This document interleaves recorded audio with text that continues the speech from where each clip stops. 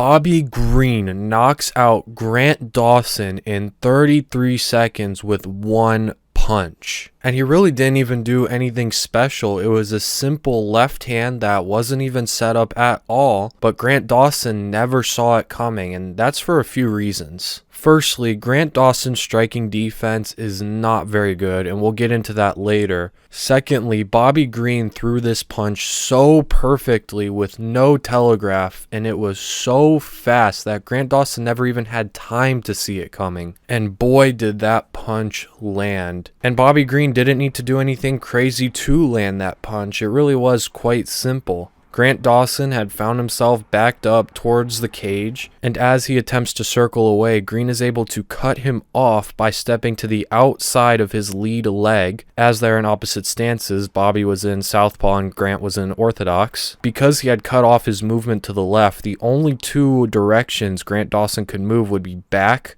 or to the right, which allowed Bobby to time and line up that left straight perfectly, and he threw it without any telegraph. On the surface, that punch didn't seem to land with much power, but that's because Bobby didn't have any wind up to it. He simply threw the punch from form without any cockback or any telegraph and moved in a straight line from A to Z straight to the chin of Grant Dawson, and he actually put his whole body behind the punch, which makes it more powerful. And he turned over his hips pretty well. Could have turned over his shoulder a little better, but I'm nitpicking there. And because there was no wind up, it allowed Bobby to land the punch a whole lot faster than if he moved his hand back and then forward. And the accuracy Bobby showed on this, it's not necessarily with how much power you throw a punch that matters, but where you land a punch. Accuracy is much more important than power. I think Connor used to say that back in the day. Where you land a punch is much more important than how hard you land a punch. And Bobby landed this perfectly, square on the chin of Grant Dawson with insanely high level precision. What also helps is that Grant Dawson does not have the best striking defense, and his striking as a whole needs a ton of work. Whenever Dawson tries to blitz in, he blitzes in super recklessly. He doesn't throw technical shots or mask when he's coming in. He a lot of times throws overhands, keeps his chin high in the air, and he doesn't use any head movement. He has some of the worst head movement in all of the UFC. He keeps his head straight on the center line, and that also helped with Bobby Green landing that straight punch right to the chin. And it's the punches you don't see that hit the hardest and hurt the most. Now, a lot of people are saying Grant Dawson looked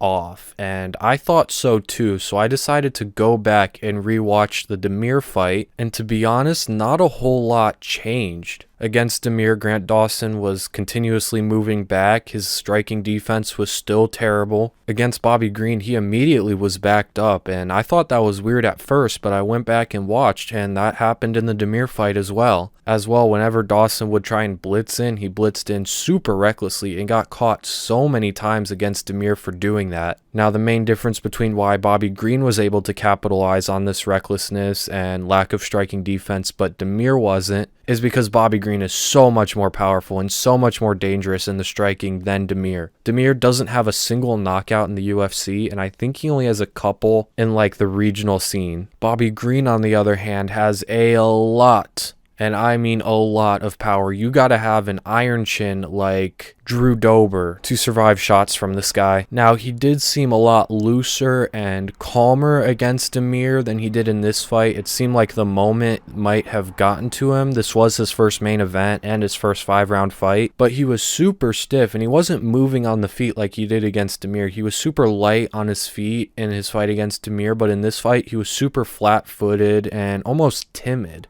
The second the fight started, he backed up against the cage while Bobby Green came forward and then immediately started winging overhands with no technique behind him, no setup. He completely threw all defense out the window. His eyes were down at the ground, his chin was in the air, his hands were at his hips, and he was just winging overhands. Those are never going to land. His best strikes are kicks. He's actually got pretty dynamic and good kicks, but instead he decided to box with Bobby Green and throw overhands in the pocket. And he didn't even attempt a single takedown. I know the fight only lasted around 30 seconds, but still, he should have came out and immediately shot for takedowns. Striking with Bobby Green is way too dangerous and way too risky for a guy like Grant Dawson. You have to be an elite striker like Dustin Poirier to be able to compete with Bobby Green on the feet. Grant Dawson is a very good grappler, pretty much as high level as it gets, and a pretty decent wrestler. His wrestling has really come along, but he didn't shoot a single takedown. Could that show a lack of fight IQ? Maybe. Could it show that the moment of the fight got to him? Maybe. I don't know, it's just weird. But Bobby Green put on an amazing performance. He went out there and did what he had to do, won the fight, knocked out the number 10 ranked fighter in 33 seconds, which means he will definitely jump to the rankings now. And he put on one of the biggest upsets of the year odds-wise. I think Grant Dawson was a minus 400 something favorite going into this fight, and a lot of people counted him out. I myself thought Grant would win,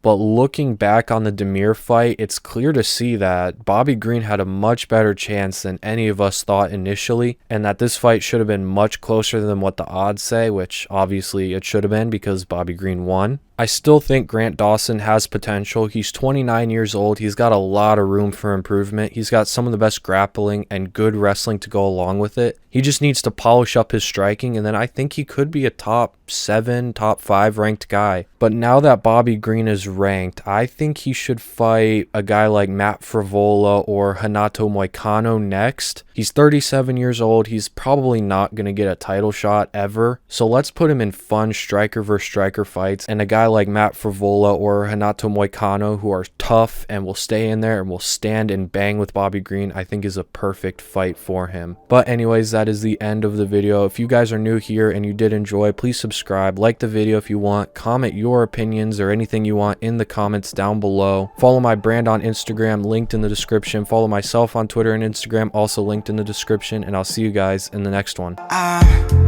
Stuck in a bad dream, Hollywood rich girl stuck in my backseat, and she wanna get at me, but the day's too short, can't let her distract me.